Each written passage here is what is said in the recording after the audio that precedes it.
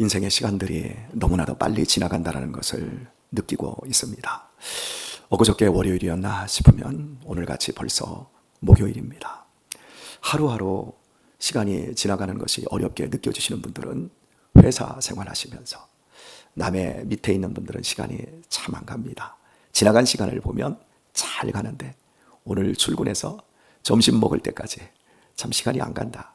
또 저녁 퇴근할 무렵 그 시간까지 참 시간이 안 간다. 이런 느낌들을 갖는다고 말을 합니다.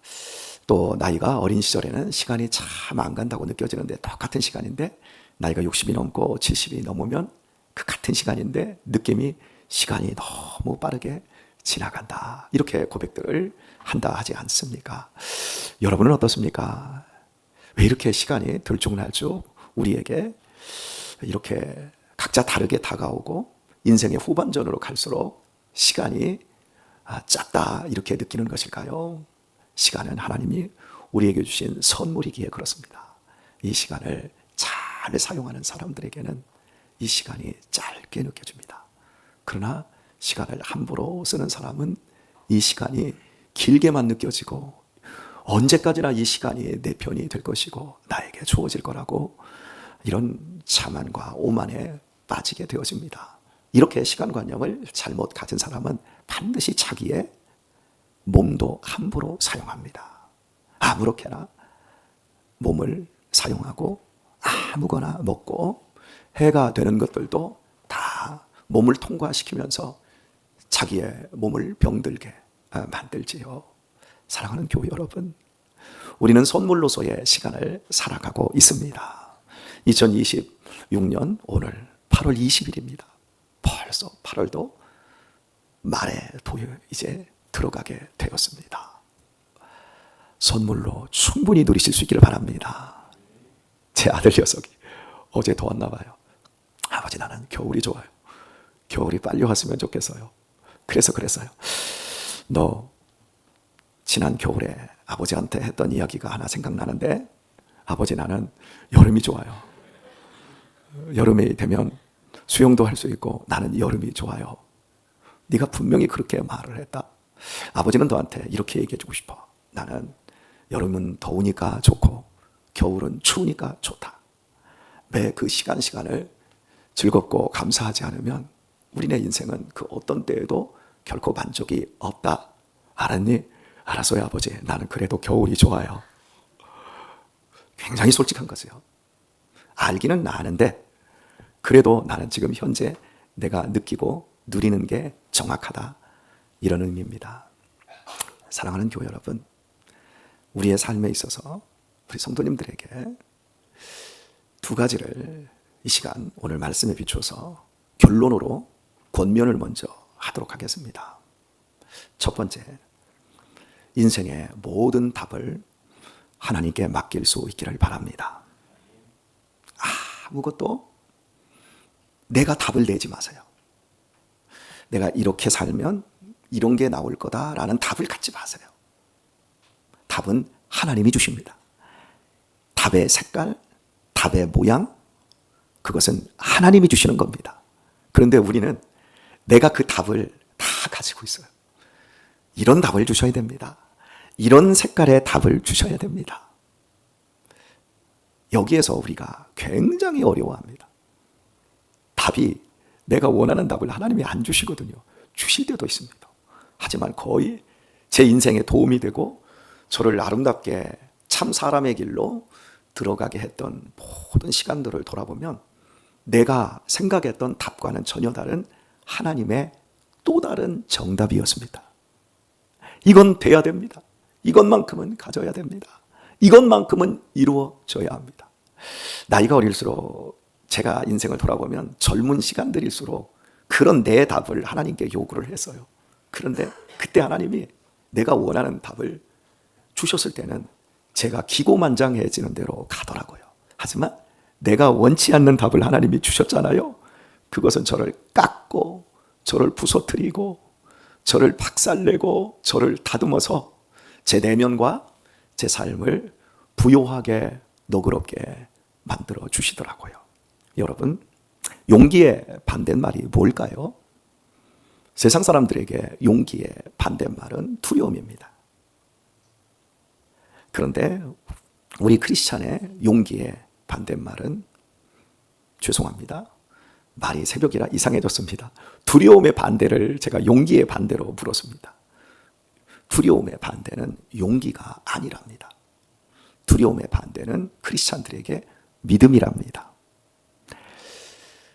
두려워할 때 용기를 낼 수 있습니다. 그러나 그 용기는 있다가도 없어집니다. 왜? 그것은 우리의 감정의 영역이든지 의지의 영역일 때가 많습니다. 하지만 믿음은 하나님의 선물로 우리의 것이 아니라 하나님이 우리 안에서 역사하여 주시는 겁니다. 그러니 두려움이 있을 때 용기를 내겠다, 용기 있게 한번 도전해보자, 그걸로 안 된다라는 거지요.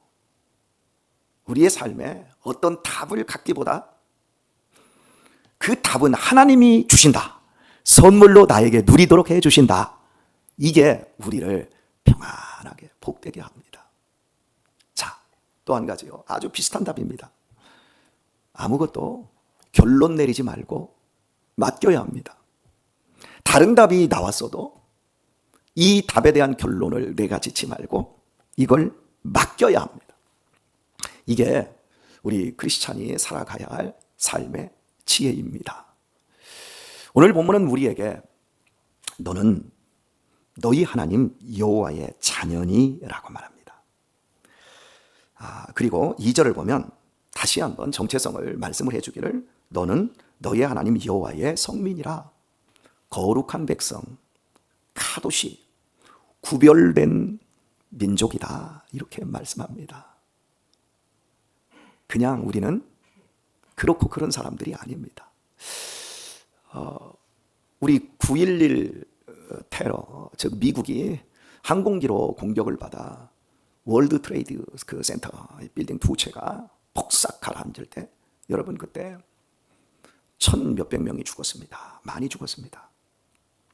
이라크 전쟁으로 미군이 대략적으로 1만 명 이상이 죽었습니다. 태풍에, 사하라 태풍에, 매미 태풍에 사람이 몇십 명이 죽었습니다. 그런 얘기 들을 때마다 여러분은 무슨 생각이 듭니까? 러시아의 전쟁으로 벌써 30만 명이 넘는 군인들이 죽었다 그럽니다. 숫자에 불과합니다. 뉴스가, 영상이, 신문이 우리에게 그 많은 사람들이 죽었을 때 그것이 그냥 숫자에 불과합니다. 정치인들이 전쟁을 하자, 이번 전쟁에 아마 인명피해는 한 50만 명이 될 거다, 자 포격해라. 그 사람들에게 인명은 그냥 숫자입니다. 그런데 하나님께서는 우리를 숫자로 보지 않습니다. 이게 인명경시를 하는 자본주의의 대표적인 모습입니다. 여러분은 속지 마십시오. 우리 한 사람 한 사람은 숫자가 아니라 하나님의 자녀로, 하나님의 백성으로 구별되어 이 자리에 있는 겁니다. 하나님은 우리 성탄 장로교회 권혁철 목사에게 집중하고 조명하여 권혁철 목사를 통해서만 기쁨을 받으시는 것이 아니라, 아무것도 이룬 거 없고 아무것도 가진 거 없고 실패자 같고, 나는 비록 패배자 같은지라도 나 한 사람을 위해서 예수님을, 하나님의 아들을 십자가로 죽임시고 나 하나만이라도 건져낼 만큼 나를 하나님이 사랑하시는 분이시다. 그래서 나도 하나님을 사랑하노라. 이렇게 하나님을 응대해 드릴 수 있어야 할 것입니다. 오늘 분명히 하나님은 너는 나의 자녀다, 너는 나의 백성이다, 이렇게까지 말씀을 하신 후에요, 더 나갑니다. 여호와께서 지상 만민 중에서, 지상에 있는 80억의 사람들 중에서 너를 택하여 자기의 기업의 백성을 삼으셨느니라. 여러분은 글을 얼마나 쓰셨습니까? 편지를 얼마나 써보셨습니까? 저는 종종 우리 성도님들에게 편지를 받습니다. 예쁜 손편지를 받을 때도 있고 문자로 받을 때도 있습니다. 손편지와 문자의 차이가 확 느껴집니다. 손편지를 쓰신 분들은 요즘은 거의 챗GPT를 사용해서 대신 조금 가공에 도움을 좀 받은 표시가 확 납니다. 글을 보면. 그런데 손편지를 조목조목 쓴 걸 보면 이 사람이 이 손편지에 자기의 마음을 담고 정성을 담고 그리고 존경을 담고 사랑을 담고 신뢰를 담은 것이 확 느껴집니다. 그래서 손편지를 딱 받는 순간에 기분이 매우 째집니다. 그런데 저는 글을 그래도 좀 써봤고 책도 한 4권 정도 써봤고 매주일 설교 원고를 타이핑을 하는 세월을 34년을 해오며 살다 보니까 웬만한 작가들만큼은 이걸 썼습니다. 그러니까 여러분들은 제가 이렇게 설교를 하니까 제가 글쟁이라는 사실을 모르는데 사실은 제가 엄청난 글쟁이입니다. 제 원고가 대략 제가 이렇게 살펴봤어요. 그랬더니 제 원고가 6만 페이지가 넘어요. 6만 페이지 별로 안 놀라시는데 6만 페이지를 여러분 책을 보통 요즘 150페이지, 200페이지로 책 한 권을 엮습니다. 200페이지로 책을 엮습니다. 10권이면 2000페이지입니다. 100권이면 2만 페이지입니다. 자, 600권이면 몇 권이죠? 우리 최진수 수사님 빨리 그 통계학과 이런 쪽에 나오셔서 몇 페이지요? 새벽이라 잘 안 되셨군요. 지난 34년 동안 이렇게 누가 안 알아주고 출판을 하지 않아도 이걸 다 파일 작업을 해서 썼어요. 성실한 거예요. 그냥 말로 해버려도 돼요. 말로 해버리면 공허한 울림과 떨림으로 공기의 진동으로 끝나버리고 맙니다. 그래서 제가 기록을 그렇게 했는데 이러다 보니 성경을 읽으면서도 기록자적인 이 관점으로 자꾸 이게 보게 되어져요. 성경은요 불필요할 정도로 세밀한 기록입니다. 그냥 너는 나의 성민이다, 너는 내가 택하였다 이래도 끝나버려요. 그런데 보세요, 너는 너의 하나님 여호와의 성민이라. 중간에 꾸며주고 보완해주는 중간에 이런 구어들이 불필요할 정도로 많이 들어가 있어요. 왜 그런 줄 아세요? 하나님이 당신의 마음을 우리들에게 그 당신의 진실, 당신의 사랑, 당신의 애착을 우리 한 사람 한 사람에게 나타내 주기를 위해서인 거예요. 그래서 제가 이 성경을 읽을 때 그리고 성경을 설교하면서 다른 목사님들이 한 번 설교하고 지나갈 걸 10번, 20번을 설교를 하는 이유가 설교는 하나님의 마음을 여러분에게 전달해 주는 겁니다. 많은 부분에 있어서 교리도 전달해야 되고 뜻도 전달해야 되는데 뜻과 교리만 딱 전달하고 말 것이 아니라 정말 중요한 건 하나님의 마음 아닌가요? 여러분이 자녀들에게 선물을 줍니다. 내 자녀에게 이번에 핸드폰을 딱 줍니다. 최신형 핸드폰을 사서 선물을 줍니다. 자녀가 그걸 받았을 때 반응, 와 최신형이다, 와 즐겁다, 와 그러더니 딱 열더니 친구한테, 야 나도 최신형 폰 나도 가졌어. 여러분, 우리 아이가 아버지의 마음 그걸 느껴요?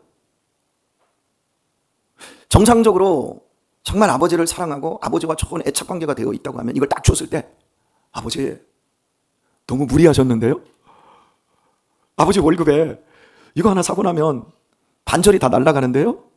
아버지 저를 정말 엄청나게 사랑하시는군요. 아버지 너무 고맙습니다. 아버지 제가 효도 많이 할게요. 마음과 마음이 간 거예요. 이것은 둘째예요.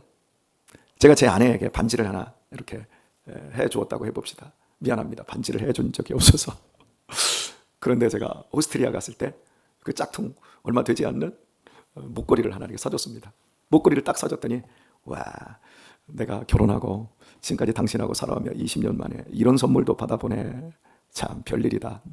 내일은 해가 서쪽에서 지겠다. 그걸로 끝.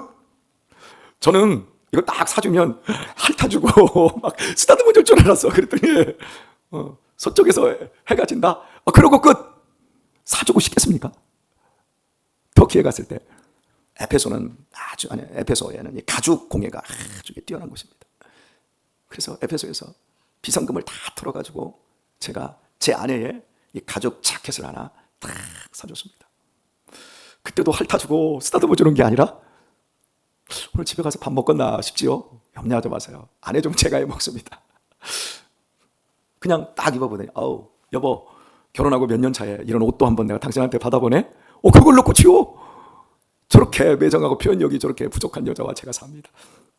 그러더니 갔다 온 이후에 부부싸움을 할 때마다 당신이 나한테 해준 게 뭐 있어? 여러분, 제가 정말 큰맘 먹고, 우리 김동철 장로님은 증인이십니다.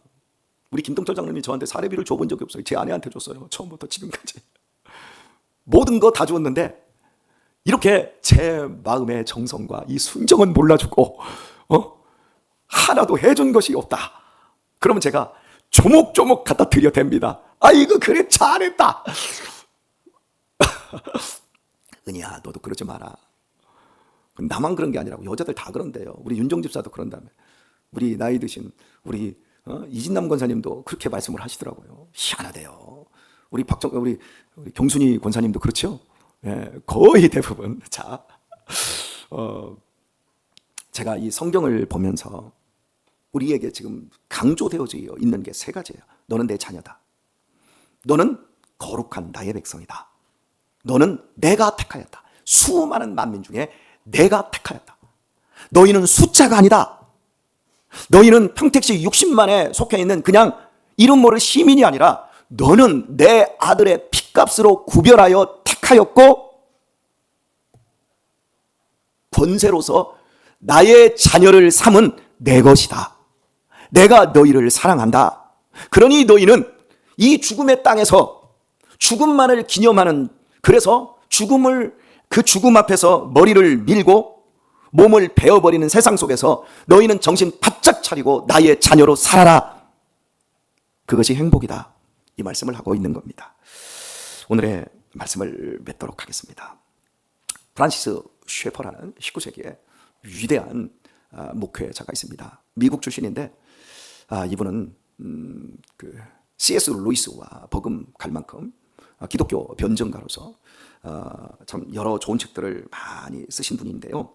그 대표적인 것이 거기 계시는 하나님, 기독교적인 세계관, 기독교적인 교회관, 뭐 이런 책들.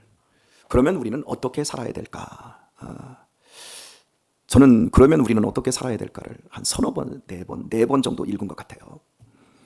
제 신앙의 어떤 관점, 제 세계관이 이분의 책에 참 영향을 젊은 시절 많이 받았고 지금도 받았습니다. 그리스에서 이제 나중에 라브리 공동체를 만들어서 기독교적인 이제 공동체의 삶, 우리 교회의 셀도 이 라브리 공동체의 어떤 그런 관념을 가지고 지금 셀을 운영하는 겁니다. 제가 먹는 걸 굉장히 강조하잖아요. 이 라브리 공동체 그냥 와라, 먹어라. 안 시킵니다. 일부터 시키는 게 아니라 먹어라. 먹고 나면 힘이 좀 생기면 그때부터 너도 다른 사람의 목구멍에 뭔가를 밀어넣을 수 있도록 너도 일을 해라.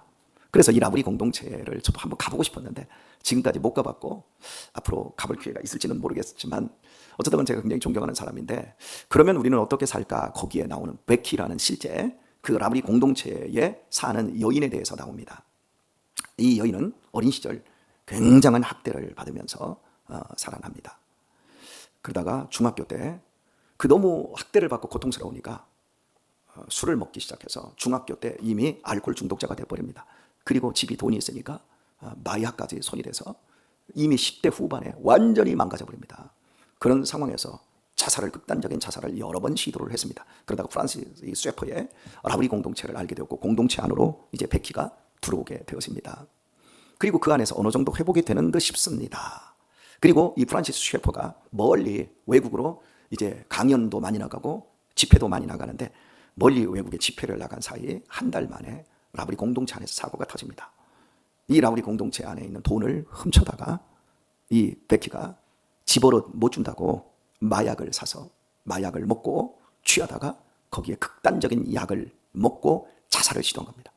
그래서 병원에서 이제 다 토해내고 겨우 살아났는데 이제 쉐퍼가 돌아와 병원 침상에서 대화를 나누는 이야기를 잠시 하겠습니다. 여러분, 이런 인간 쓰레기를 살려주고 먹여주고 채워주고 그러는데 라브리 공동체의 돈까지 꺼집어내서 마약에 손을 다 날려버렸고 그리고 죽으려고 했습니다. 이 베키가 첫 마디가 뭐냐면, 목사님 죄송합니다. 나 그냥 놔두세요. 나는 인간 쓰레기입니다. 내가 라브리 공동체에 얼마나 큰 피해를 주었습니까? 그러자 프란시스 쉐퍼가 이렇게 말합니다. 너 스스로 아무것도 결론 짓지 마라. 너는 쓰레기가 아니다. 너는 나의 자녀다. 베키야, 한 번만 더 하나님께 네 몸을, 네 인생을 맡기자. 태우면 된다. 태어났습니다. 그러나 우리 공동체에 다시 들어옵니다. 어떻게 되었을까요? 이 친구가 술과 마약을 완전히 끊습니다. 그리고 정말 거듭나 새로운 사람이 됩니다. 여러분, 오늘 우리의 삶에 있어서 답을 내가 내지 마세요. 결론도 내가 짓지 마세요. 여러분, 우리의 인생 속에서 부끄러움과 실패와 좌절이 있습니까? 오늘 이 시간 내가 살아있다, 내가 숨을 쉬고 있다, 내가 먹을 수 있다, 내가 직장에 나갈 수 있다, 내가 가족과 함께 있다, 아니면 가족이 없어도 나 혼자 있어도 하나님의 자녀라는 사실을 기억하기를 바랍니다. 여러분은 스스로가 결론 내리지면 안 됩니다. 오늘 사업이 틀어질 수 있습니다. 오늘 계약이 잘못될 수도 있습니다. 오늘 사고 날 수도 있습니다. 오늘 아플 수도 있습니다. 시한부 판정을 받을 수도 있습니다. 어떤 경우에도 내가 결론 내리지 마십시다. 나는 답을 가진 사람이 아니라 오늘을 하나님의 자녀로, 하나님의 성민으로, 하나님의 택한 받은 백성으로 오늘을 버티고 오늘을 한 걸음 내어 디뎌야 될 믿음의 백성입니다. 이 사실을 잊지 마십시오.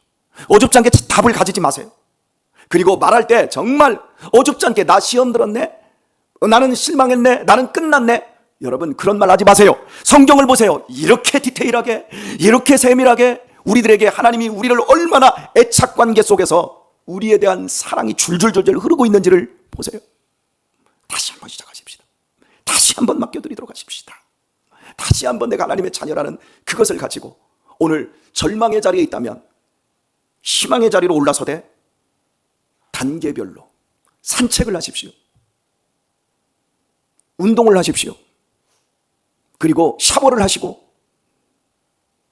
가장 지극히 작은 것 하나에서부터 무너지는 것이 아니라 세워나가는 그 삶으로 오늘 백희와 완전히 동일한 그 아름다운 삶, 변화된 삶, 중생하는 그 삶의 첫걸음을 시작하고 승리하는 우리 귀한 성도님들 다 되실 수 있기를 예수님의 이름으로 축원드립니다.